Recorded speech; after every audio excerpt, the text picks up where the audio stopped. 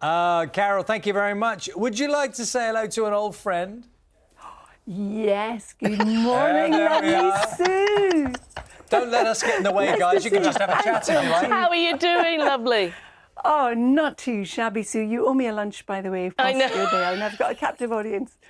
Yeah, it's on record now. Yeah. Phil, are you in on this lunch or not? No. I'm up for a lunch. Whenever if you fancy a lunch, I'm there. Sue's made it clear you're not welcome. You're not invited. You're not welcome. It's a girls' lunch, this is, yeah. Carol, we'll make sure that you get your lunch. We'll see you later. So, as you've seen, we've got Sue Barker and Phil Tufnell with us this morning. But alongside Matt Dawson, they're reuniting for a new live show, which is set to tour the country next year, following a successful run last year. It's been 4 years since they left A Question of Sport. So before we speak to Sue and Phil, let's take a look at them in action on that classic BBC show. Hey, your time will start now. Motor racing at the start. No, can't use any words. Pass. Oh, pass. Okay. Pass. What's this? In the toboggan. No, pass. If you're on a motorbike and you're properly... Wheelie. Yes. Yeah, wheelie. Yeah, it's something you put in motor racing on the track and you put it in your... Earpiece, the microphone. Helmet. Hairpin, yes. Yeah. Right, cricket, it's 2 words. Stumps. No, pass. Footballer of the Year, French. He's the boss. No, he's the boss. Platini. Yes, Platini. OK, rugby, you're pushing it. Tip They're throwing it in. The throwing. Line out. Yes. Line out. Ice hockey. Passing. Curling.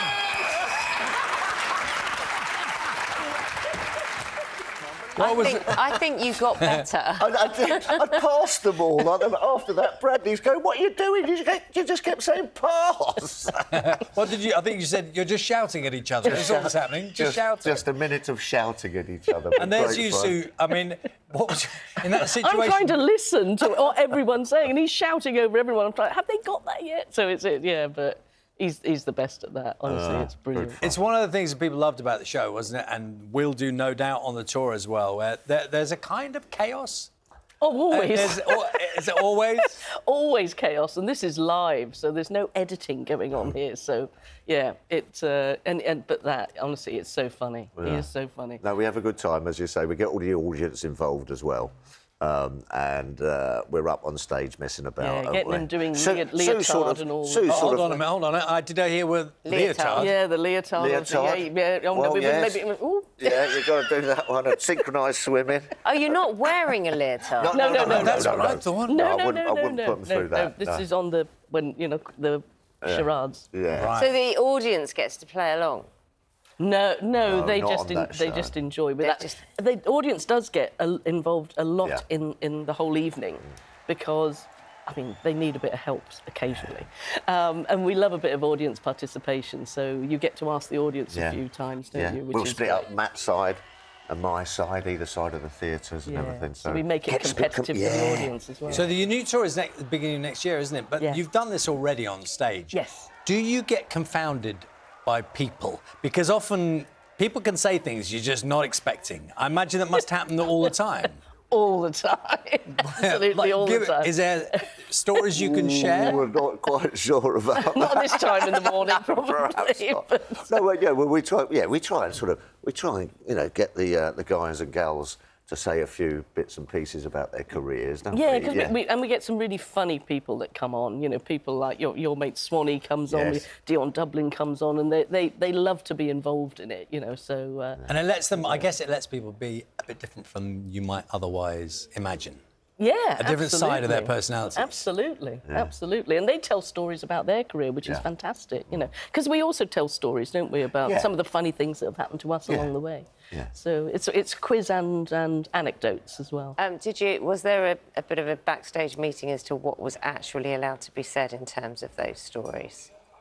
It's what comes out, really. No. Well, I'm looking more at Phil, because I think you're a woman who has, you know, great composure and control.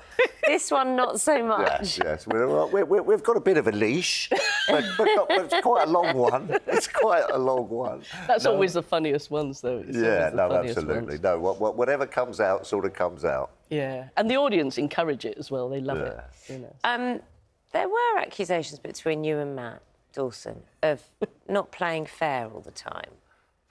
Really? We're not playing fair.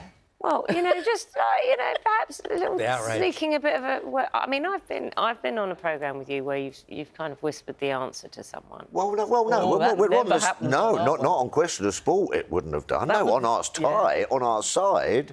Oh, yeah, They on try my and side. cheat. They try. Yeah. They do. Oh, They do. absolutely. And those are the accusations Yeah, that they they're come trying. over to the desk and they to talk to me, and all they're doing is looking down. I know. They try it. But David Coleman, when I took over in 1997, said, "Make this an honest quiz. Never, Absolutely. ever give anyone the answer." Yeah, and that's what honestly. we've always done, and we don't. No, honestly. I must admit. Matt has occasionally given you the answer. I don't care what the captains do, as long as I don't give them the answer. No, absolutely. No, we always went on there and didn't know what was coming up. It was a fresh show every day.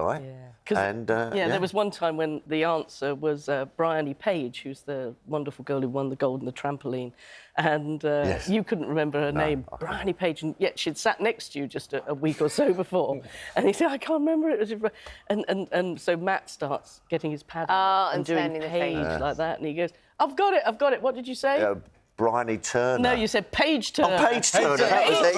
That was it. So, Not yeah, quite I think right. I was about 10 points behind, so I think Yeah, Matt so felt Matt a tried little to give him a bit sorry of help. for you. So that's Yeah, about all. yeah. You are obviously both former professional sports people yourselves, in your respective careers, cricket and tennis. Do you still love watching sport, Sue? Oh, yeah. God, absolutely. All sport, absolutely. I mean, just last night we were out and we were chatting about everything, all different sports, all the stories that are happening. And is there an unlikely sport that fancy Sue Barker liking that? I mean, for example, this morning we were talking about sumo because it's on at the Royal Albert Hall this week. Not quite one of them. I don't know. No, ice skating was my thing. I love ice skating. I did it a bit as a kid, and then I had the privilege of doing Torval and Dean's comeback for the BBC in 1994, and then work alongside Robin Cousins. But ice skating has always been something I've. But presumably that was absolutely loved outlawed when you were playing tennis. You wouldn't have been able to Oh do yes, that for no, my fear of- coach put a stop to that very quickly. Absolutely, because you can get injured. But no, it was absolutely wonderful in those days of watching, Robin skate and John Curry and Torval and Dean. Oh, it's magical. Well, is there a sport that you... No, all the usual stuff really for me, like me golf, love me rugby, football, cricket, all those kind of stuff really. Always got the telly on, always in the other room.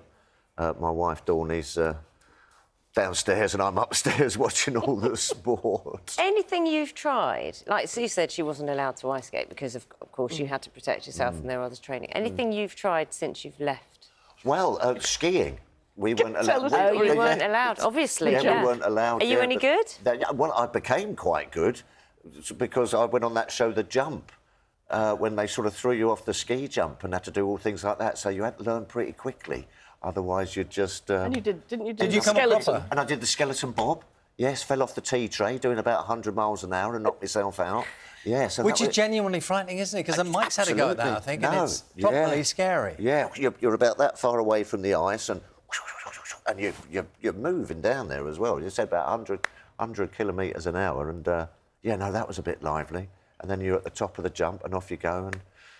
Oh, blimey, I won't necessarily be doing that. I think I'll just go for a nice little waft about, next time I go skiing. So while you're here, I'd love to ask you about this amazing new generation of tennis players. I mean, Alcaraz and Sinner, obviously. I mean, you'll have thought back, like everyone did, how are we going to match the ones that we've seen, The the big amazing four, players, I and know. then lo and behold. Yeah, and we thought we had some with Zverev and Tsitsipas, coming through and thought, oh, these are going to be the next generation. But then these two have come up and they've taken it to a whole new level. I mean, some of the tennis, the French Open final, some of the tennis that they're producing is just magical. I mean, I thought when I sat there at Wimbledon in 2008 and watched Nadal beat Federer in what they said was the greatest match of all time, I thought, I will never see tennis played as well as this again. And yet here they are playing even better. I just wonder where it's going to go because it's unbelievable. And what in they've terms of created. Brit hopefuls as well, we've got Jack Draper obviously, and there's still a very close eye on Emma I'm so sorry. That never happens. That never happens on Emma Raducanu as well.